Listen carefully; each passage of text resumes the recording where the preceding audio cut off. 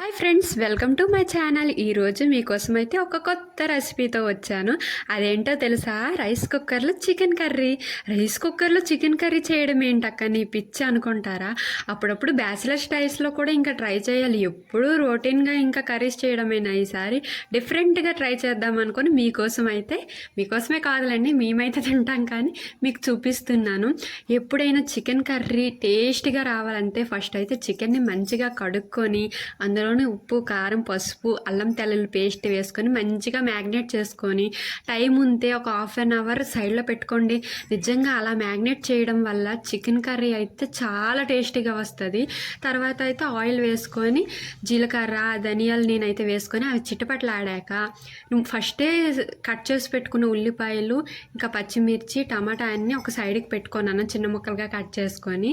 ఇంకా దినుసులు, ధనియాలు అవి చిటపట్లాడాక అందులోని ఉల్లిపాయ ఇంకా పచ్చిమిర్చి కూడా వేసుకోవాలి. తాలింపు అయితే మంచిగా మగ్గనివ్వాలి.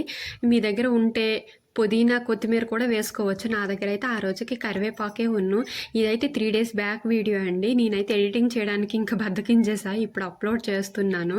తాలింపు అయితే మంచిగా వేగినాక మ్యాగ్నేట్ చేసుకున్న చికెన్ని కూడా అందులో వేసుకొని మంచిగా కలుపుకోవాలి.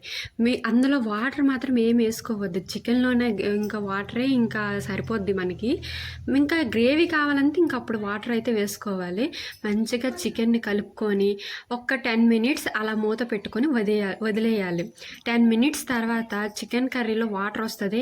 ఆ టైం అప్పుడు ఇంకా టమాటాలు కూడా వేసుకోవాలి.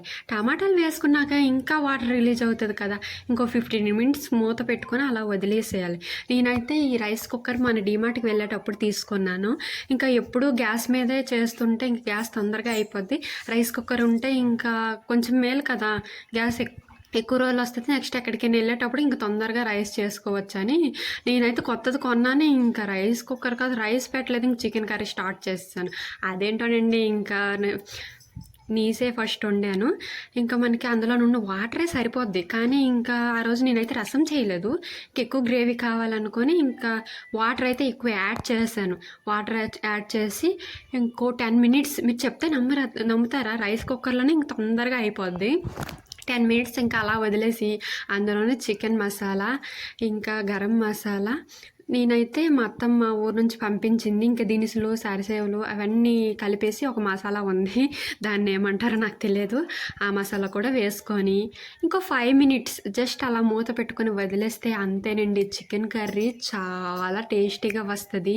మీరు ఎప్పుడైనా ట్రై చేయకపోతే తప్పకుండా ట్రై చేయండి. అలా అని ఎక్కువసార్లు అయితే ట్రై చేయొద్దు, హెల్త్కి మంచిది కాదు చికెన్ కర్రీ.